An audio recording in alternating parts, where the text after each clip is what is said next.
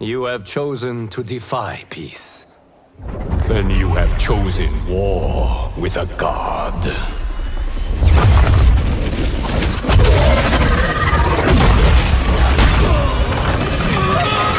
Hey there guys, this is Richard, your host, with another marvelous video. Mortal Kombat 1 is the second major reboot of the franchise in 3 decades, and it's actually more than a reboot. Allegiances have switched, backstories have transformed, the bad guys have become good guys, and there's just so much happening. Following the conclusion of Mortal Kombat 11's Aftermath DLC, Fire God Liu Kang caused the universe's reboot to usher in an era of peace, and it's like he wrote the super ultimate fan fiction ever. In this revamped universe, Liu Kang meticulously reshaped the backgrounds and origins of familiar Mortal Kombat characters. While some alterations may slip past even die-hard fans, others offer significant and substantial shifts in the traditional dynamics. For instance, Raiden is not an elder god anymore and lives as a humble farmer. Johnny Cage maintains his core identity but lacks his signature green powers. Kenshi is more or less the same, but he received an enriched backstory, which explains his quest to liberate his family from centuries-long Yakuza enslavement. In fact, the tarkat and race itself went through a paradigm shift. In this video, we'll explore all the major and minor changes that Liu Kang brought to the lore. Let's begin,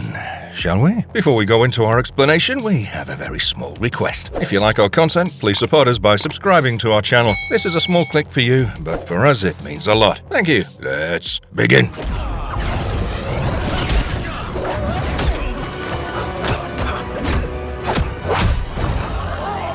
Liu Kang. In the alternate timeline of Mortal Kombat, there's been a significant role reversal for the iconic character Raiden, the God of Thunder. Once a mentor to Earthrealm's chosen champion Liu Kang, Raiden now finds himself in an entirely different role, that of an ordinary mortal. However, his thunderous abilities haven't entirely abandoned him, as he retains the power to conjure lightning from his fingertips, which is strange for a human, but I'm sure the game will give a reason to substantiate this power. This transformed Raiden leads a simpler life as a farmer in a humble village alongside his close friend, Kung Lao. Furthermore, the tables have turned as Liu Kang, Earthrealm's former champion, now appoints Raiden as the primary defender of their realm, so that's more of a role reversal. As for Liu Kang himself, his journey in Mortal Kombat 1 continues from the events of MK11's DLC. Liu Kang assumes the role of Earthrealm's demigod protector and collaborates with Outworld's King Jerrod to establish the Mortal Kombat tournament as a peaceful exchange between the realms. Across countless millennia, Liu Kang diligently oversees the mortals of various realms, ensuring the preservation of peace. While opposition from Outworlders is a constant threat, none dare to challenge Kang and Jerrod, and later Empress Sindel. Following Jerrod's assassination, Liu Kang's unwavering dedication leads him to forge a lasting friendship with the great Kung Lao, Earthrealm's first champion, until the latter's natural passing. In preparation for the 10th Great Tournament between Earthrealm and Outworld, Liu Kang recruits Raiden, Kung Lao, Johnny Cage, and Kenshi Takahashi. Liu Kang's ultimate aspiration is to foster peace throughout the realms. This quest leads to other changes as well. The once villainous characters like Baraka and Reptile now stand beside the heroes. Even Sindel, previously portrayed as a villain, assumes the role of Empress of Outworld with a seemingly more benevolent disposition. With this newfound camaraderie, Liu Kang's vision of a harmonious future seems closer to becoming a reality. Do you think I do battle not trained with my weapons? I am more than prepared.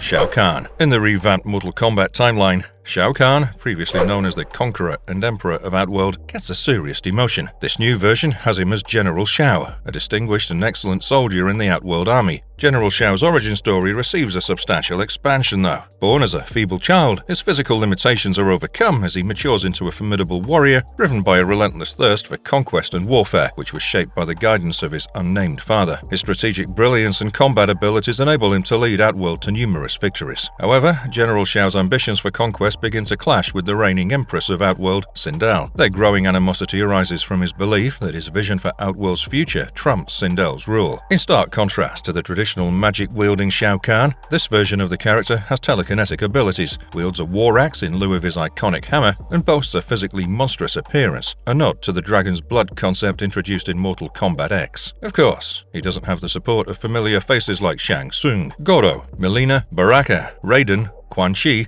or Shinnok, with whom he brokered deals in previous installments. Instead, he presently finds himself under Sindel's authority, albeit harboring a deep discontent. General Shao expresses his disdain for serving as Liu Kang's subordinate and accuses Outworld of passivity under Sindel's leadership. This shifting power dynamic reframes their relationship compared to past narratives, where Shao Kahn had manipulated Sindel or won her loyalty. This time, he complies with her directives, although the tension between them is palpable. Sindel's cryptic reference to his father, delivered as a biting insult, hints at potential betrayals and power struggles on the horizon. It's quite possible that the Dragon King Onaga is actually Shao's father.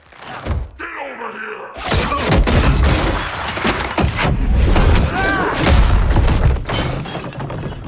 Kung Lao. In contrast to the previous storylines, Kung Lao is treading on a vastly different path in the reimagined Mortal Kombat timeline. Instead of starting as a warrior, he leads a life as a simple farmer and shares a long-standing friendship with the mortal Raiden. Their early years are steeped in martial arts training under the tutelage of Madame Bo, a former Lin Kuei ninja who's transitioned into the role of a restaurant owner. Life in the village of Fengjian is uneventful. Kung Lao finds himself yearning for excitement beyond the boundaries of his daily routine and a mundane, monotonous life. The catalyst for change arrives one evening while dining at Madame Bo's restaurant when the Lin Kuei reveal their presence and launch an unexpected assault on both the establishment and Madame Bo herself. In response, Kung Lao and Raiden defend themselves, unwittingly revealing their combat abilities and powers in the process. However, this apparent attack was an elaborate ruse orchestrated by none other than Madame Bo and the fire god Liu Kang. Their aim was to evaluate not only the combat abilities but also the character, allegiance, and personalities of Kung Lao and Raiden. Satisfied with the results, Liu Kang extends an invitation to the two friends, urging them to join him and undergo rigorous training for the impending tournament. With a newfound sense of purpose and adventure, Kung Lao enthusiastically accepts Liu Kang's offer.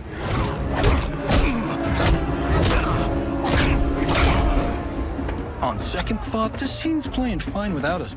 Baraka. Baraka's backstory also took a sharp turn in the revised Mortal Kombat 1. In this version, he used to be in the military, serving as a tribune in the Daybreak Legion, a renowned force in the Outworld Army. After an illustrious and honorable career in the military, Baraka gracefully retires and transitions into civilian life as a successful merchant. He lives a life of prosperity and contentment, and he forms a loving family. However, things don't remain that way for long. Once he gets afflicted by the disease called tarkat, he loses his wife and child, and he becomes a monster. While the Tarkatans were initially a race of individuals who lived in Outworld, in Mortal Kombat 1, the Tarkatans owe their monstrous form and nature to this mysterious disease. Stripped of his possessions by the crown and banished alongside other Tarkatans, Baraka lived in the harsh wastes and became the Tarkatan leader. Here, he assumes the role of de facto leader among the Tarkatans, using his skills and strength to maintain a fragile semblance of order. Baraka is obviously morose about his prolonged suffering, viewing his resistance to the disease as more of a curse than a blessing. Despite his resilience, he knows that madness and death will eventually catch up with him, leaving him nothing more than a bloodthirsty monster. During an attack on the Tarkatan camps, Baraka seizes a moment of defiance,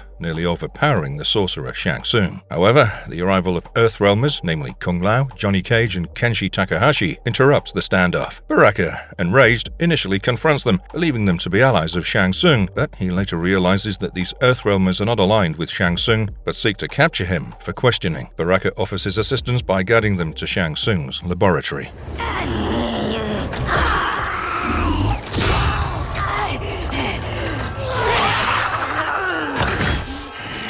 Mileena. In the original Mortal Kombat lore, Mileena was a mutant hybrid clone born in the flesh pits of Shang Tsung. Shao Kahn, plagued by paranoia that Katana, his adopted daughter, might one day betray him, ordered Mileena's creation. The abomination called Mileena had the blood of the Tarkatan race blended with Adenian physiology, granting Mileena an extraordinary cocktail of combat attributes. She wielded incredible speed, brutal strength, agile acrobatics, and the savage ferocity of the likes of Baraka. Mileena's demeanor sharply contrasted with Katana's noble nature. She embodied evil, cruelty, sadism, and unsettling psychological instability. With a hot temper and selfish opportunism, Mileena's twisted ambition centered on eliminating her sister Katana and seizing her position and authority. Furthermore, Mileena's flirtatious nature and amazing figure often became a tool for manipulating others to her advantage. However, Mortal Kombat 1 brought a significant transformation in Mileena's character. She shared her identity as Katana's clone and, astonishingly, became her biological sister, a rightful heir to Outworld's throne. This helped in the beginning of a newfound positive relationship between the two sisters. In this installment, Mileena sported a human-like mouth in the beginning, which was in sharp contrast to her earlier iterations, which showed her having the iconic fanged maw. Unfortunately, she contracted the tarkat disease, which often leads to her infamous transformation, but it can be controlled using a special serum. Nevertheless, Liu Kang was probably the most benevolent toward Mileena and her arc when he was reshaping the Mortal Kombat universe.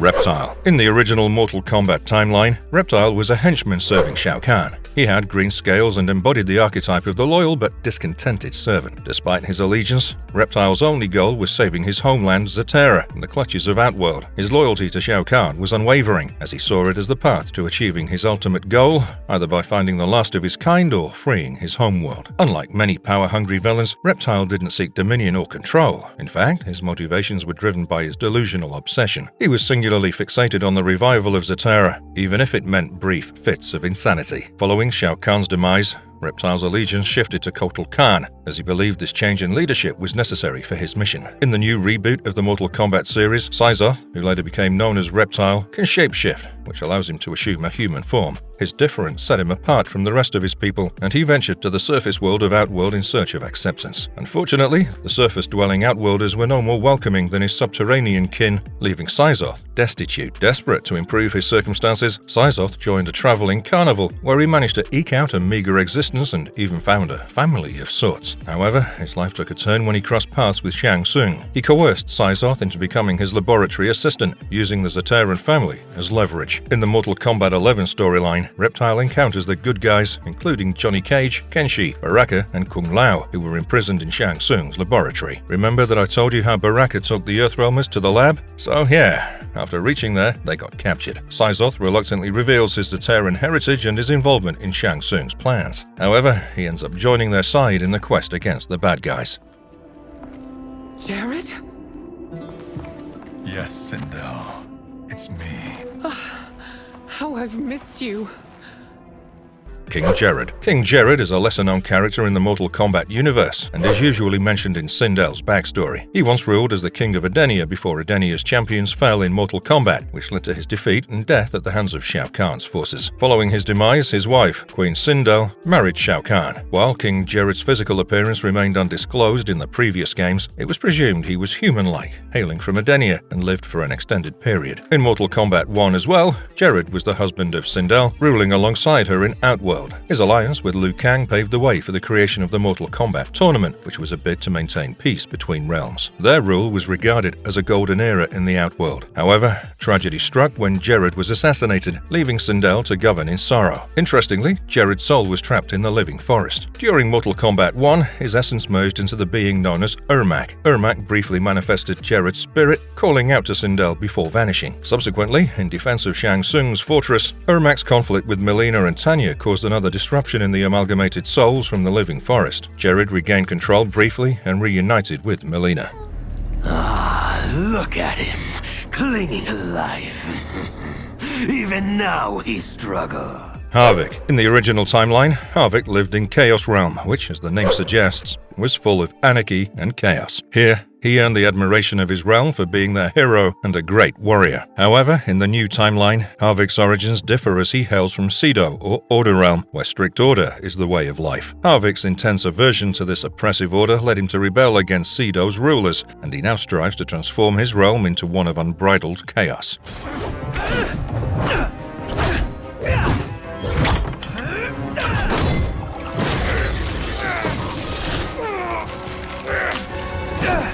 Sub-Zero. Before the events of Mortal Kombat 1, Bi-Han and his brother Kuai Liang, both sons of the Lin Kuei Grandmaster, possessed supernatural abilities. Bi-Han became Sub-Zero, mastering cryomancy, while Kuai Liang, adopting the name Scorpion, wielded pyromantic powers. Alongside their adopted brother, Tomas Verbada, known as Smoke, they defended Earthrealm as Lin Kuei warriors. Bi-Han's growing ambition and desire for Lin Kuei's greatness fueled a rift between the brothers to the point that they could kill each other. After their father's death, Bi-Han became the Grandmaster, craving recognition beyond Earthrealm's peaceful times. His ambition clashed with Kuai Liang and Thomas, who cherished the Lin Kuei tradition. Sub-Zero made his entrance into the story during a test initiated by Liu Kang. At Madame Bo's tea house, he and other Lin Kuei ninjas confronted Raiden and Kung Lao. Sub-Zero's cryomancy skills were exceptional and impressive. Subduing Raiden, he was soon challenged by Kung Lao and ultimately defeated. However, Sub-Zero is far from a good son and holds little to no respect for his father. In fact, he admits later on that he could have saved his father but instead chose to let him die. He's definitely one of the more interesting characters, and his evolution is going to be amazing to watch. I'm glad I didn't face you in the tournament. And I am glad to accept that compliment. Raiden. As I'd mentioned earlier, Raiden's divine status takes a back seat as he's made immortal. While Raiden is content with the serenity of Fengjian, the village where he lives, Kung Lao yearns for adventure and is dissatisfied with the routine of their farming life. This friendly dispute leads to a bet in the form of a fight, and the loser will foot the bill for dinner at the tea house. That evening, at Madame Bo's establishment, their discussion on the topic of martial arts training escalates, leading to a bout between the two friends, with Kung Lao emerging as the victor. But trouble was awaiting the friends. The Lin Kuei, led by Smoke, attempt to extort protection money from Madame Bo, and the peaceful haven soon turns into a battleground. Raiden and Kung Lao rise to defend the tea house. Raiden's skills shine as he single-handedly confronts 3 of the ninja assailants, a feat that astonishes both himself and Kung Lao. However, Scorpion and Sub-Zero join the fray, putting Raiden's mettle to the test. Raiden finds himself temporarily overpowered by Sub-Zero's icy powers, but Kung Lao's timely intervention saves the day. As the dust settles, Raiden tends to a seemingly unconscious Madame Bo. They're approached by Lord Liu Kang, who reveals himself as the protector of Earthrealm and the god of fire. Liu Kang extends an invitation to Raiden and Kung Lao, deeming them worthy of becoming champions in the forthcoming martial arts tournament against Outworld. With their fates intertwined, Raiden and Kung Lao begin their journey on a new path toward the Wu Shi Academy, as Liu Kang sets off to assemble a formidable team of champions.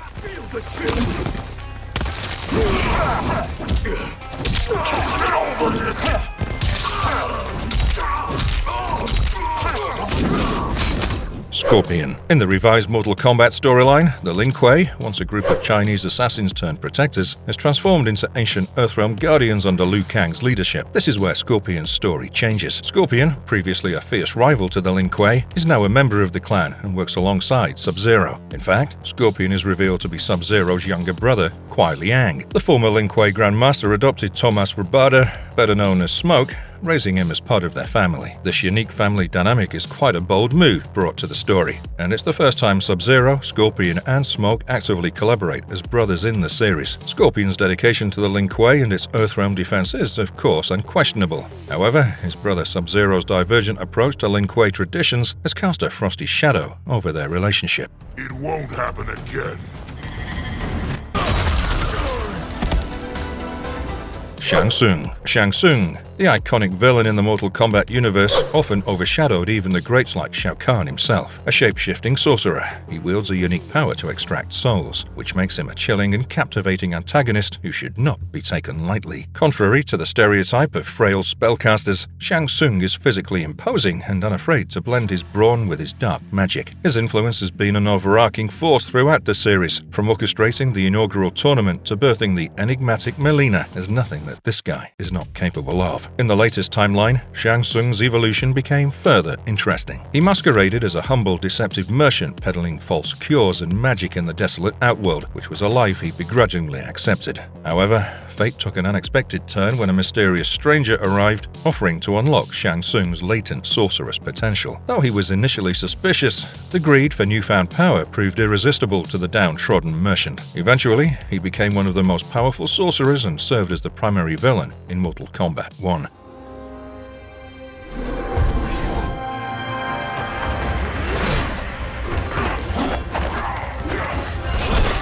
Kenshi. Kenshi meets Johnny Cage in an unusual encounter in the latter's mansion. Johnny, having just argued with his wife Chris about a possible divorce, is shocked by Kenshi's arrival and immediately demands to know Chris's whereabouts. Kenshi assures Johnny of her safety and tells Johnny Cage about Sento. the formidable sword. This dispute escalates into a physical confrontation as Johnny and Kenshi vie for control of Sento, with Johnny ultimately managing to overpower Kenshi. Amid their tense exchange, Liu Kang, Scorpion, and Sub-Zero abruptly burst into the scene. Sub-Zero injures Johnny, but he manages to defeat both Sub-Zero and Scorpion. However, Liu Kang didn't want to be left out of the party and became another uninvited guest. Liu Kang introduces himself and mediates the situation, instructing Scorpion to release Kenshi. Johnny and Kenshi, having faced off and now bonded by circumstance, join Liu Kang in their journey to Wuxi for training in preparation for the forthcoming tournament against Outworld. Kenshi later gets blinded but manages to see with the help of his sword, which guides him in every step. In fact, the sword is sentient because it houses the souls of his ancestors.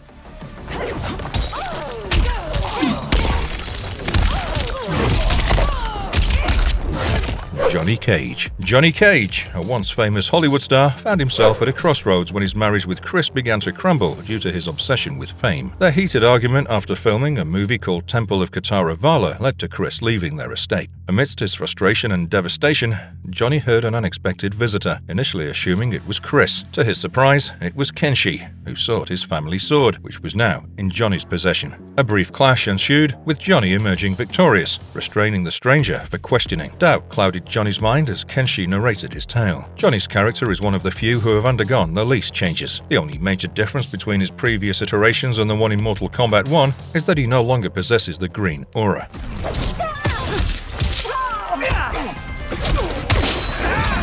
Katana. Katana, daughter of King Jared and Empress Sindel and the younger twin of Mileena, carries the weight of royal responsibility in Outworld. Unlike her rebellious sister Mileena, Katana is prim and dutiful, taking her role as a princess seriously. This stark contrast sparks tension as some favor Katana as the rightful heir to the throne, straining their sisterly bond. Despite appearances, Katana has no interest in ruling and fiercely supports Mileena. She often admonishes her sister's reckless behavior, knowing about Mileena's struggle with tarkat disease. During the Mortal Kombat tournament, Katana and Mileena welcome Earthrealmers to Outworld alongside Tanya of the Ngadi. Katana, courted by Johnny Cage, later replaces her ailing sister in the competition. She battles Raiden and earns mutual respect. Events take a darker turn as Katana witnesses her sister suffering from tarkat disease. Meanwhile, Shang Tsung uses this opportunity and vulnerability to convince Katana to prepare for war with Earthrealm. As Mileena's disease flares, she becomes a threat to her mother, Empress Sindel, but Li Mei intervenes. Katana mourns her mother's death, with Mileena ascending to the throne as Empress and Sindel's essence absorbed by Ermac. Later, Katana becomes the Outworld Army's leader.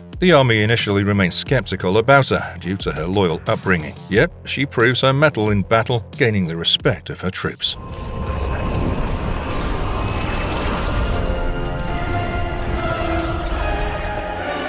Quan Chi. In the altered Mortal Kombat timeline, Quan Chi's life took a fairly dismal turn as he toiled around in Outworld's mines. But he then met with a mysterious benefactor who offered the secrets of sorcery and soul magic that transformed Quan Chi's destiny. Returning to Outworld, Quan Chi prophesies to Empress Sindel that Earthrealm's Liu Kang and his allies would betray Outworld. Sindel, more cautious than her predecessor, awaited evidence of this threat. Simultaneously, Quan Chi conspired with fellow sorcerer Shang Tsung and General Shao to plunge both realms into a devastating war. Deals were struck with the vampire Nitara, Havik, and Darius. When Earthrealm warriors stopped Shang Tsung's treatment for Mileena's targeted disease, Quan Chi and his co-conspirators twisted the sequence of events to convince Sindel of Earthrealm's treachery, but they managed to free themselves later on. Quan Chi also harnessed the souls of the living forest to create Ermac, but was captured by the Earthrealmers.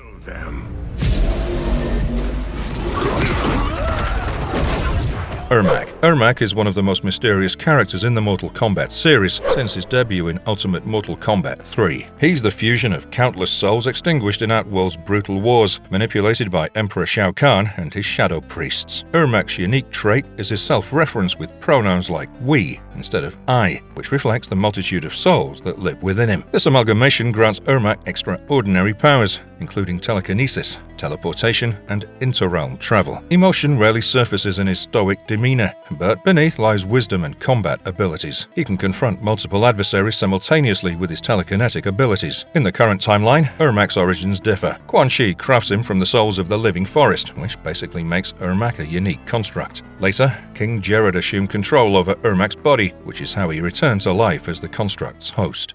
Ashrah. Ashrah combats Netherrealm demons sent to end her life. She mistakes Baraka, Johnny Cage, Kenshi, Kung Lao, and Syzoth as demons and attacks them, but is ultimately defeated by Baraka. After learning about their true identities, Ashrah joins forces with them, as their common goal is to confront the sinister sorcerer Quan Chi. Ashrah and the others try to confront Quan Chi in the living forest. The group soon discovers Quan Chi's plan to power up a soul-stealing device, which was capable of devastating Earthrealm with the consumption of countless souls. Determined to thwart this, Ashrah and her allies battle the likes of Nitara and Ermac. Kenshi, now blinded, taps into newfound powers and joins Ashrah to confront their enemies, causing Ermac's destruction and Quan Chi's defeat. She also reconciles with her sister demon Serena and begins a romantic relationship with Syzoth in Earthrealm and lives a peaceful existence at the Wu Shi Academy. This reimagined Mortal Kombat 1 feels like a breath of fresh air as far as characters and plot lines are concerned. Personally, I'm in favor of all these deliberate choices of the Fire God Liu Kang in his pursuit of lasting peace. But what do you think? You know where to leave your thoughts. And if you liked our content, don't forget to leave a like and subscribe to us if you haven't already. Have a good one, and be safe. Thanks, everyone.